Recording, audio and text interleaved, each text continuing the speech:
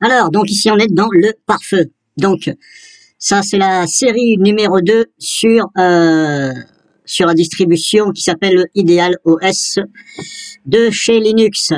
Donc, c'est un mélange de MX Linux, de OpenSUSE et je me rappelle plus.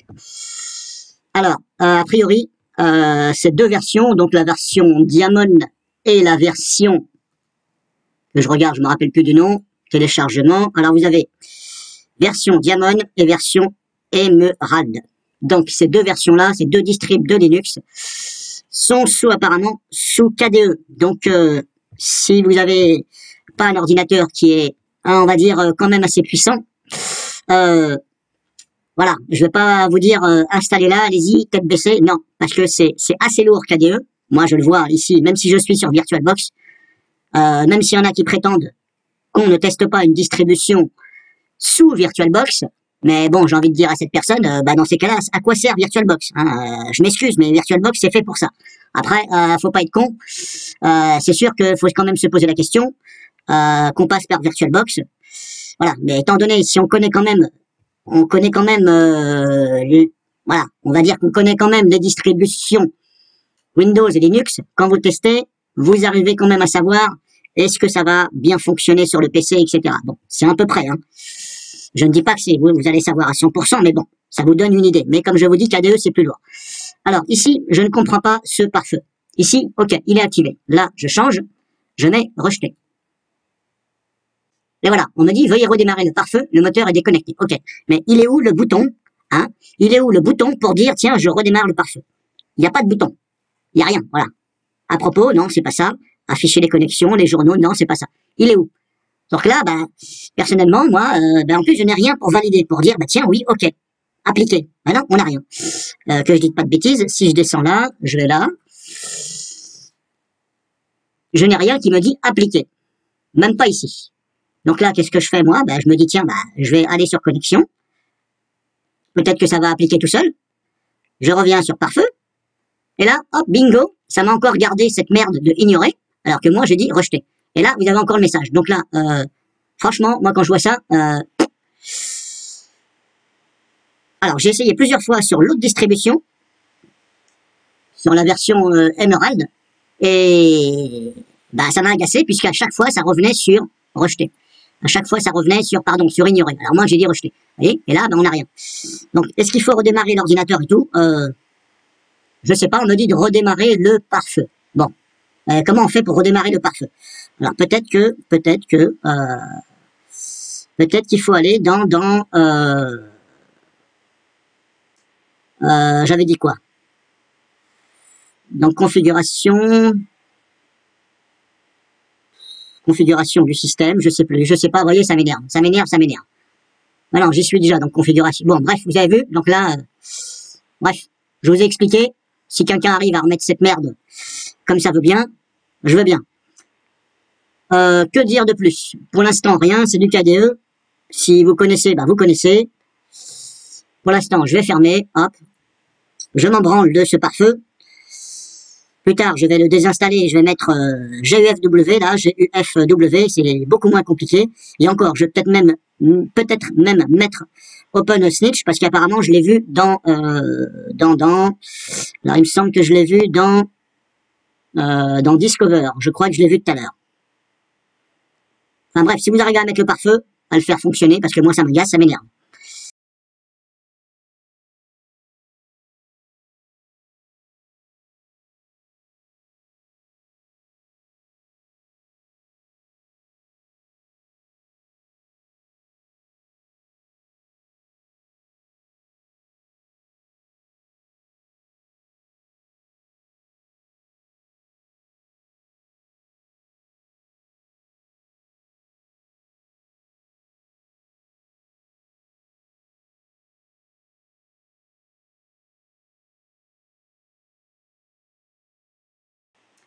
Si, là, pareil.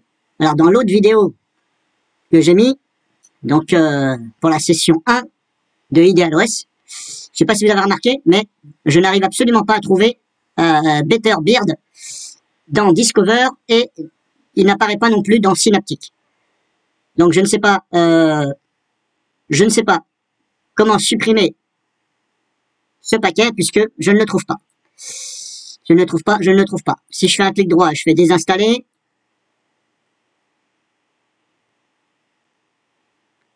Clic droit, je dis désinstaller. Vous voyez, ça ne veut pas ouvrir Discover.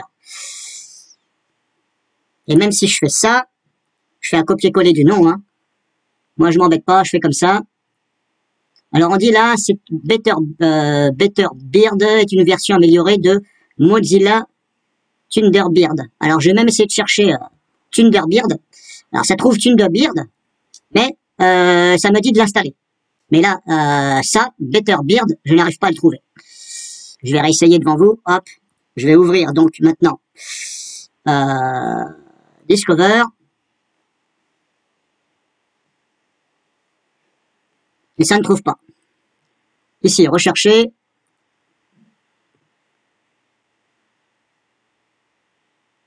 Vous voyez, ça me dit là Better Beard, mais il me dit de l'installer. Alors que normalement, ça devrait être marqué désinstaller. Donc là, je n'ai rien d'autre de plus. Par contre, configuration. Ah, c'est peut-être parce que en fin de compte, j'avais pas ici. Ah, je crois avoir trouvé. C'est peut-être parce que j'avais pas activé les dépôts ici, Flatpak et Snap. Bon. Je vais les mettre. Ça doit être pour ça. Ah, je me suis fait avoir. Et oui, vous savez, hein, dans la vie, des fois.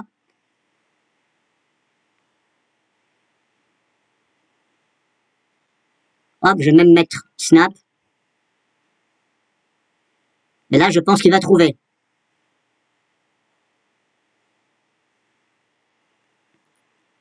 On va essayer encore.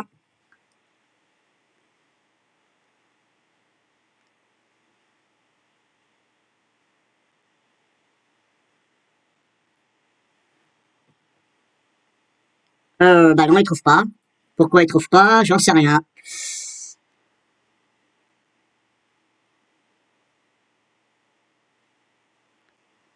Nouvelle tentative.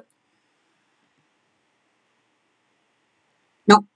Si, recherche toujours. Non, bah non. Non. Non, bah en fin de compte, c'était pas là. Alors, si je vais là, ici, par nom, ok. Putain, comment ça s'appelait déjà? Les B, Better Beard. Par les B, B, B. Non, bordel. Et on n'a pas. On n'a pas, on n'a pas, on n'a pas, et trouve pas.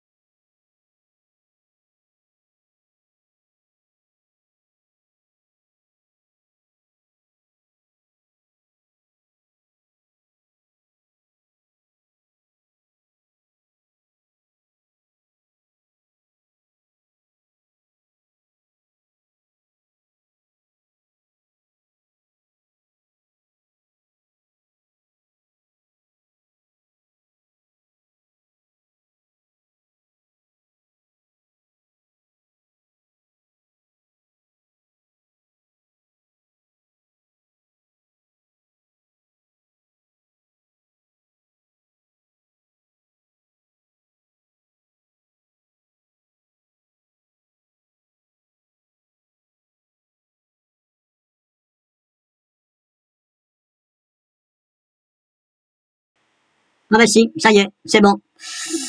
Donc, il est bel et bien là. Alors, apparemment, c'est dans Flatpak. Ah bah oui, mais regardez, hop, là, il me dit installer. Alors qu'il est déjà apparemment installé. Apparemment, il est déjà installé. Je pense.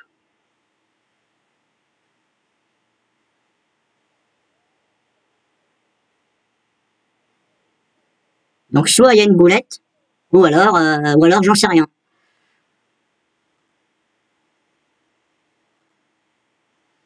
Alors, j'avais dit,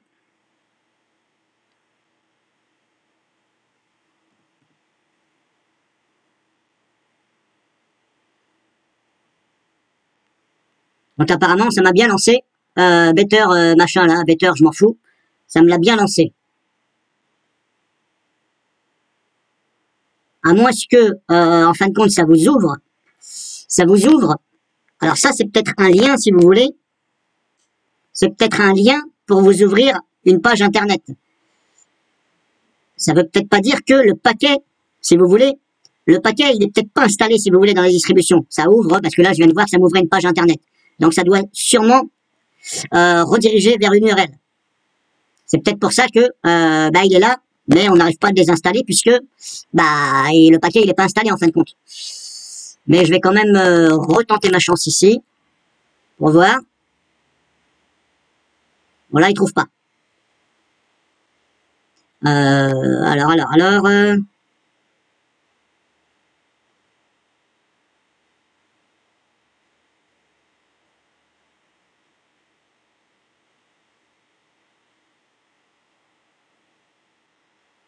Non, à mon avis, c'est parce que ça ouvre une URL, tout simplement. Alors après, vous pouvez, si vous voulez, par exemple, qu'il n'apparaisse plus ici, ce que vous faites un clic droit sur le bouton démarrer, vous faites éditer les applications, et vous allez pouvoir supprimer son raccourci, on va dire ça comme ça. Vous allez pouvoir supprimer son raccourci ici. Là, tout simplement. Bon, moi, je ne vais pas le faire parce que voilà. Mais si vous voulez supprimer le raccourci, normalement, vous pouvez ici. Alors, je pense que, comme je vous dis, je suis pas expert à Linux. Je ne veux pas vous mentir, mais je pense quand même que le paquet n'est pas installé. Puisque, a priori, ça m'ouvre une page internet. Donc, si vous voulez le supprimer, vous supprimez ici. Alors, moi, je vais le faire. De toute façon, je m'en fous. Voilà, c'est bon, il n'y est plus. Hop, tu dégages. Surtout que j'en ai rien à foutre de ton. Alors, n'oubliez pas d'enregistrer.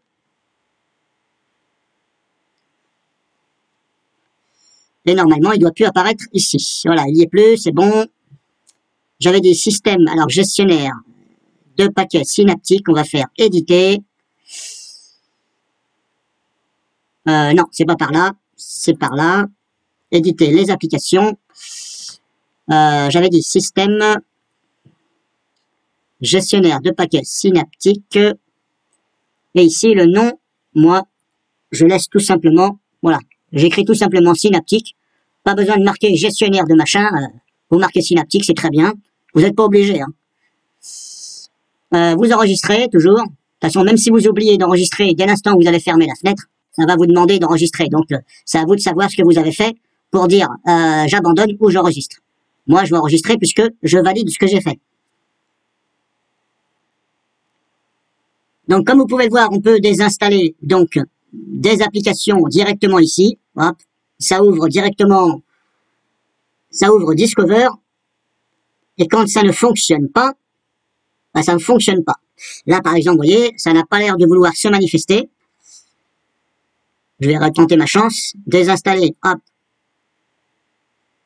Alors, ça ne veut pas, ça ne veut pas. Alors, peut-être que parce que le paquet, si vous voulez, c'est peut-être un paquet qui est sensible, si vous voulez, au système. Et peut-être que ça peut péter le système si vous l'enlevez. C'est possible. Visual Studio Code, je ne sais pas ce que c'est.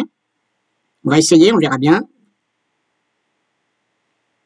Ça n'a pas l'air de vouloir. Graphisme, Digicam. Scan page, tiens, je vais l'enlever. Voilà, là ça fonctionne, puisque vous voyez, on voit, ça va s'ouvrir. Donc si ça ne s'ouvre pas, vous attendez quelques secondes. Et si ça ne s'ouvre pas, c'est peut-être parce que le paquet il est important au système. Je pense, Donc là, on attend. Moi, je ne me sers pas de scan page. Hop, supprimer. Tout simplement.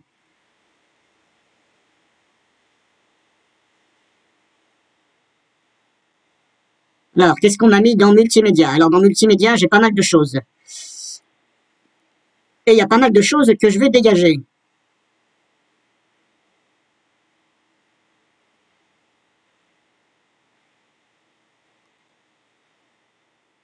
Voilà, c'est bon, il est enlevé. Vous n'êtes pas obligé de fermer la fenêtre à chaque fois. Si vous êtes comme moi, quelqu'un qui supprimait les paquets que vous ne vous servez pas, vous laissez ouvert et automatiquement. Pourquoi il ne veut pas m'enlever Camozo? Ah si, il veut. Oui, c'est parce que c'est un peu mou. Je suis sur VirtualBox et en plus, c'est du KDE. Donc là, hop, on va supprimer.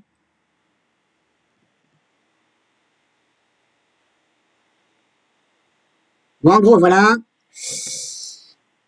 Là, je vous ai fait voir. Système, je vous ai fait voir. On a d'installer... est-ce que VirtualBox est installé? Possible. Après, peut-être que c'est un lien pour l'installer. Est-ce qu'il est installé? J'en sais rien. Bah, d'ailleurs, on va voir ça tout de suite.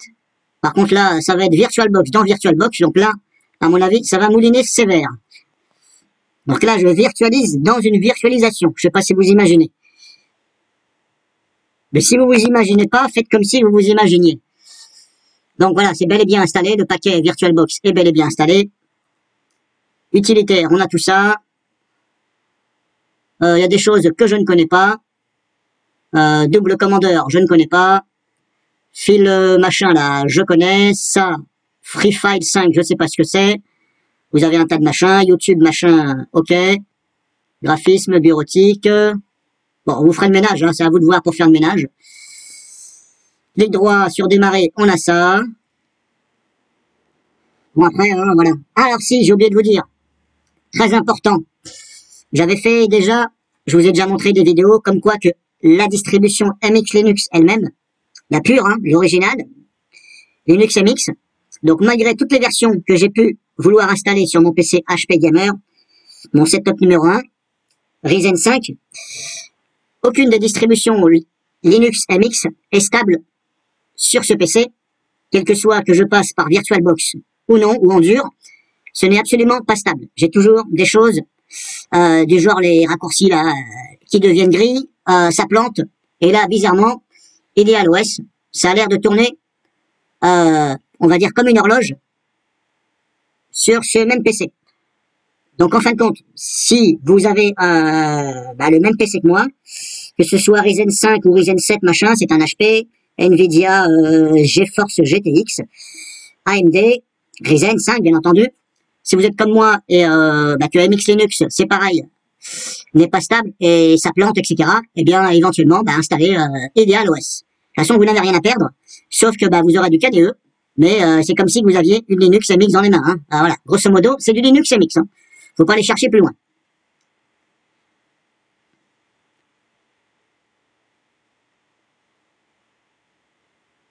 Que dire de plus je n'ai rien d'autre à dire de plus. Ils nous ont installé pas mal de choses. Bon, est-ce que ça valait le coup d'installer tous ces logiciels alors que peut-être que la plupart d'entre eux vous n'allez pas les utiliser. Voilà, ils nous ont mis Audacity, c'est presque pareil que Ocean Audio. Donc je ne vois pas trop l'intérêt d'avoir installé Ocean Audio et Audacity. Bon, je vois pas trop l'intérêt. Au niveau de la différence entre IdealOS, Diamond et Emerald, comme ça, je n'en vois pas, mis à part des paquets en plus, mais comme ça, au premier coup d'œil, je ne vois pas de différence. Donc voilà, pour l'instant, je vais m'arrêter là, je vais pas trop vous embêter. Peut-être que je referai une vidéo, peut-être que je ne referai pas. Et bien voilà.